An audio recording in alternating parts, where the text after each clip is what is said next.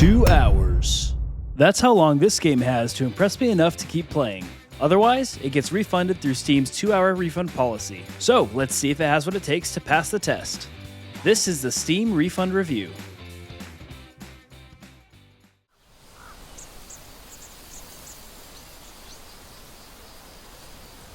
Black Myth: Wukong is a highly anticipated 2024 action game published by Game Science. Now, Game Science is historically a Chinese mobile developer, and this is their first venture into a console/PC project. Believe it or not, this is actually the very first AAA Chinese game to hit the market. The Steam description reads, Black Myth: Wukong is an action RPG rooted in Chinese mythology. You shall set out as the Destined One to venture into the challenges and marvels ahead to uncover the obscure truth beneath the veil of the glorious legend from the past. This game has a staggering 96% overall positive rating with over 140,000 reviews at the time of writing this script. So I guess that begs the question, is all the anticipation and positive reviews on Steam evidence of its greatness, or is it just overhyped? Well, let's jump in and find out.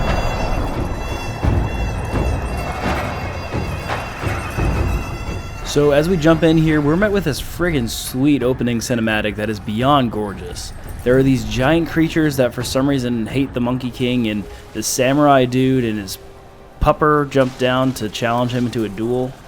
Everything about this opening cinematic made me smile. It was just epic.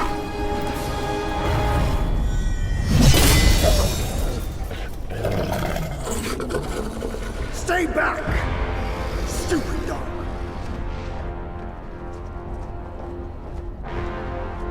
Mark this. He's not just any monkey.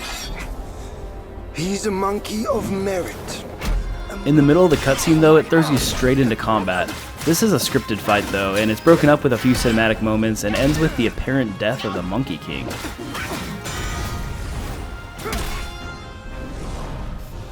Foul monkey! Taste my axe!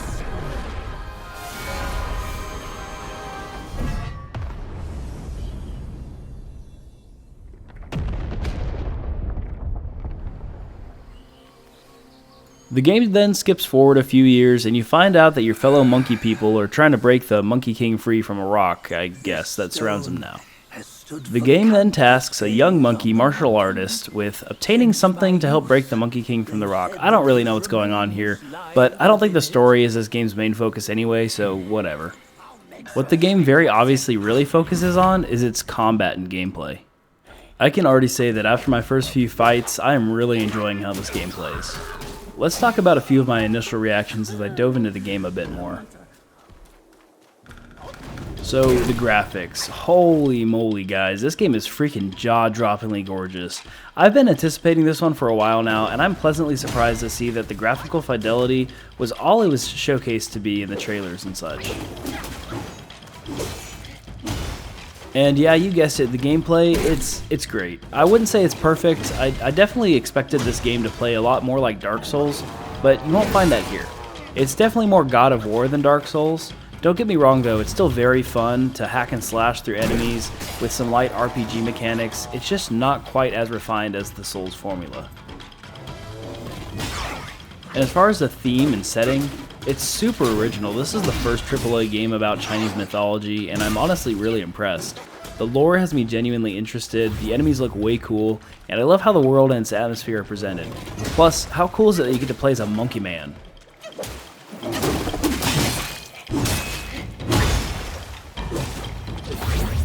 So, like I said, this game is a lot more God of War than it is Dark Souls. I recently played God of War 2018 for one of these reviews, and that episode will release soon, but point is, after playing it so recently, I can really feel how similar this game is to that one. From the moment I started hearing about this game, I had thought it to be a Souls-like, but that's just simply not the case. I mean, yeah, you rest at bonfire-like shrines, enemies respawn if you die, there's a healing flask, and you can dodge, but that's where most of the similarities ended. You'll go around hacking and slashing baddies with your staff using martial arts and some magical abilities. I haven't really experienced much puzzle solving yet like you would in the God of War series, but the way the combat flows really reminds me of what you'd expect to see while playing Kratos. Speaking of combat, that really seems to be the whole meat of this game. There's some exploration and light crafting elements, but it's really 95% combat, and I wouldn't necessarily say that's a bad thing. The combat really is great. As mentioned before, you use martial arts and a staff to take enemies on, and can even use these magical abilities to help spice up the fight.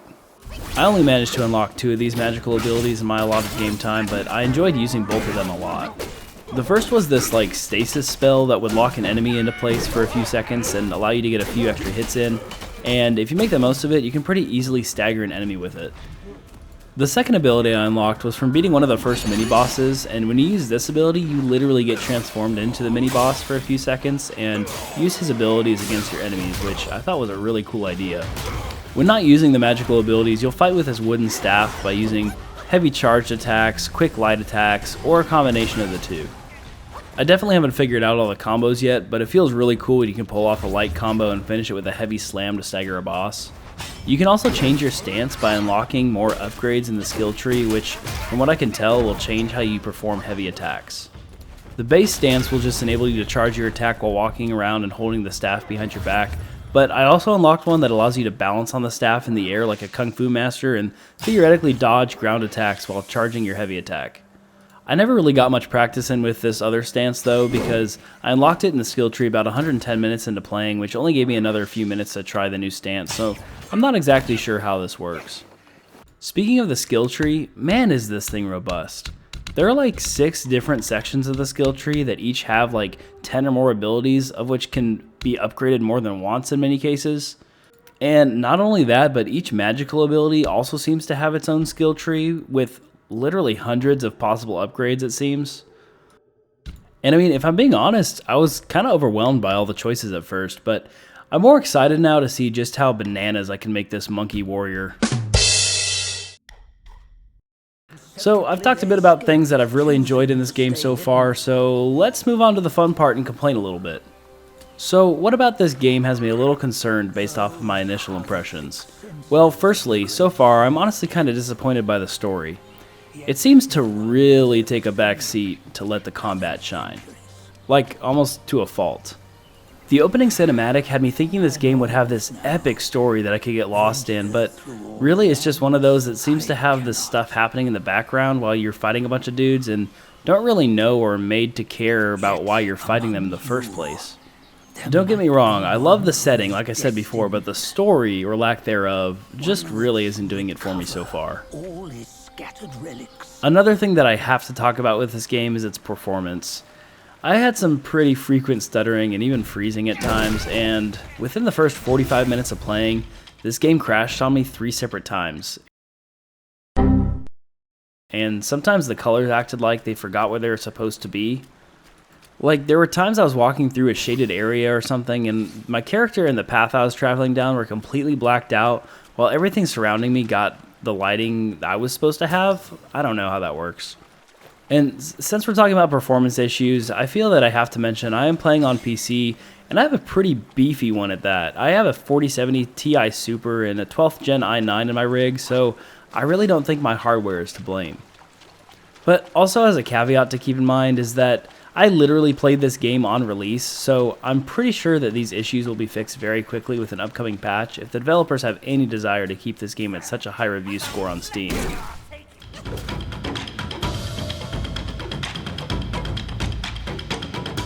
Alright, so the moment you have all been waiting for. How do I really feel about this game overall? It's pretty good. I'm definitely having fun with it so far, but the performance issues really dragged down the experience for me. The first time it happened, I was just kind of like, whatever.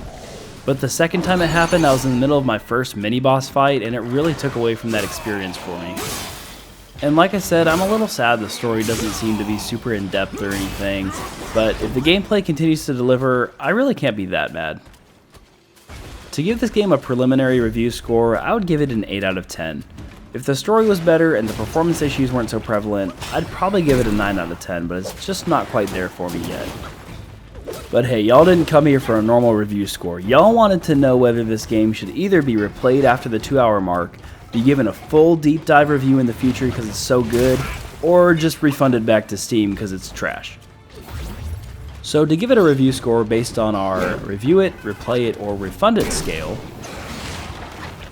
I'll be putting this one in the replay it category. I'm definitely still interested in going back and playing this one some more to see how it turns out. The bosses so far are super cool and abundant, the atmosphere is amazing, and the graphics are still jaw-droppingly gorgeous despite the performance hiccups. I played for a total of 118 minutes and made it just past the first big boss, and I can't wait to play some more to see what other crazy awesome bosses I'll fight and what other awesome abilities I'll be able to use to defeat them. Thank you all so much for watching. I hope you like and sub if you enjoyed the video, and I'll see y'all in the next one.